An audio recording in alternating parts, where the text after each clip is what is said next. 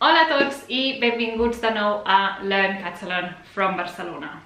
Today, before we get started and talk about this fascinating topic of reflexive verbs, I'm being a bit ironic here, obviously, there's 4 things I wanted to mention. Número 1.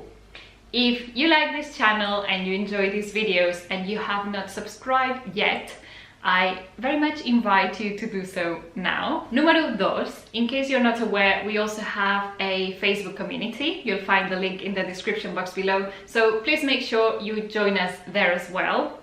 Número 3, you know that I often ask for feedback and I very much love your comments, ideas, suggestions. I have read that some of you would like to see some more content in Catalan, so having more Catalan conversations or having more Catalan in the videos and less English. So I'm working on that and I hope I can create some more content that has more Catalan and less English.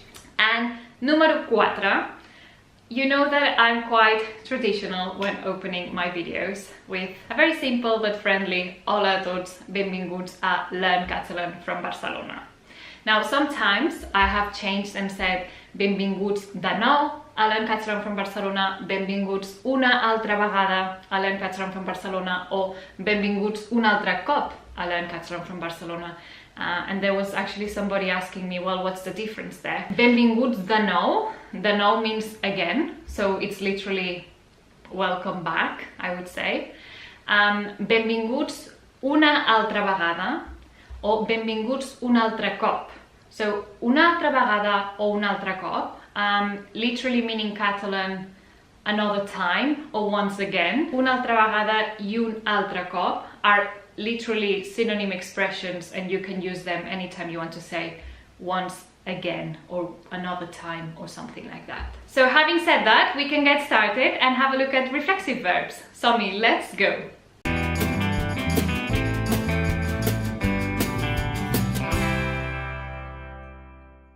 So if you speak Romance languages such as Portuguese, French, Spanish, Italian and so on, even German, what we will be doing today is quite straightforward. However, if you are an English native speaker or you speak any other language that does not have reflexive verbs, then it's definitely something new today. I think when it comes to reflexive verbs, there are 2 layers to it. I think what's quite easy or straightforward are the mechanics. When I say mechanics, I mean how to easily identify a reflexive verb, how you can be aware that this thing is there, and also learn how to conjugate it according to the subject and then make it negative or not. I think that's quite easy and this will be the focus today. What would be a bit more complex is to actually understand when to proactively use these reflexive verbs and how do we actually use them, because I will give you an idea in a second, but this is very broad and it does not apply to all the cases, and it's one of those times when theory, yes, very clear, but in practice it's not as simple as that. So this is definitely content for a future video. However, I'm not doing this yet because this needs definitely a more solid grammar foundation. It needs also an understanding of direct objects, indirect objects. So before we jump onto that, I would like to prepare the ground a little bit. But today we'll be focusing on identifying reflexive verbs, having a look at Catalan reflexive verbs, and having a look at the pronouns that go with them. So let's have a first glance at verbs in general. All verbs in Catalan end in 4 different ways, depending on the verb. It can finish with AR, like parlar, to speak. ER, for example, tema, to be afraid of something. RE, per exemple, perdre, to lose. Or IR, dormir, to sleep. So all verbs in Catalan always have one of these 4 endings. You can identify a reflexive verb if you see that after the ending there's a hyphen followed by esa, e. For example, vestir-se, pentinarse, despertar-se, dutxar-se, etc, etc, etc. So that means if you come across this, you already know that this is a reflexive verb and therefore it needs to be conjugated with a reflexive pronoun. What reflexive verbs actually mean is that the subject directly benefits or not from the action of the verb. Let's have a look at an example with a standard verb, mangiar, to eat. I can say menjo fruita. Menjo fruita, I eat fruit.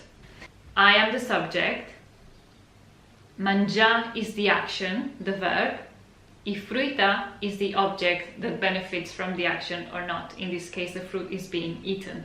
However, when we're talking about a reflexive verb, for example, am pantino, I brush myself, I brush my hair. Am pantino means that I am the subject doing the action, I'm brushing my hair myself. But then I also benefit from the action because it's something that I'm doing to myself. So this would be the difference here between, let's say, a standard verb and a reflexive verb. So let's now have a look at how we can conjugate a reflexive verb and where the pronouns go.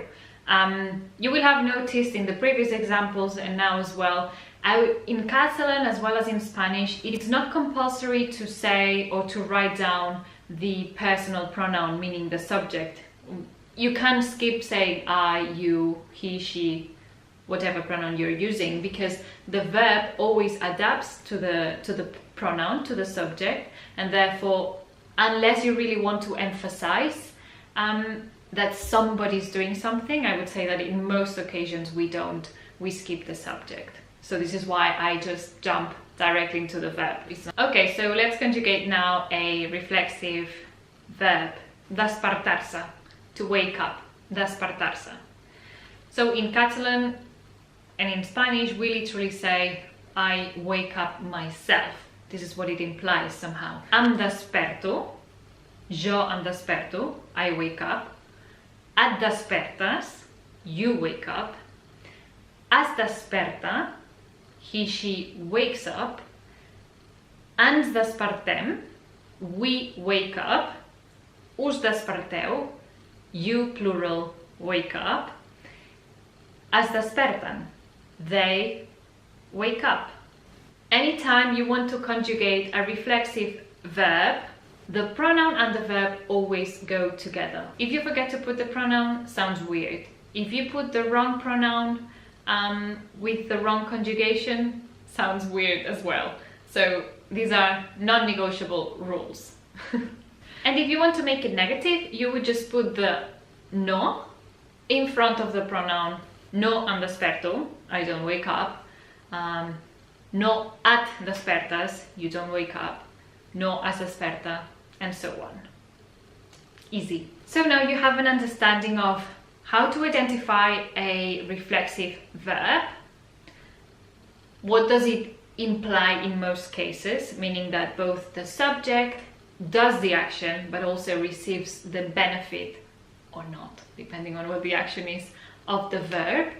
And then you also learned how to conjugate it. You are aware that you need to add a pronoun, and this pronoun always matches the subject. Again, as I said at the beginning of this video, this is a simplified version. Another time, if you're interested in it, we can look at it into more detail to kind of better understand when we would use one or another.